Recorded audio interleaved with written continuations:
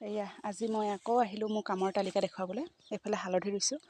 অকল এবাৰ খানি বইল কৰি শুকুৱাই থৈ শেষ কৰিলে নহ'ব, সেইটো কাৰণে ৰুইও থ'ব লাগিব।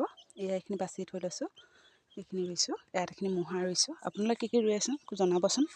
মই টেপু আৰু মুহা দুয়োটাই ৰুওঁ। এইফালে এইখিনি মুহাখিনি দিছোঁ কুকুৰা খুচৰাৰ কাৰণে। এইফালে ইয়াত জাবৰ পুতি দিছোঁ, এই ভেটিটো জাবৰ দি দিছোঁ। কুকুৰাখিনি ইমান খুচৰে নহয়।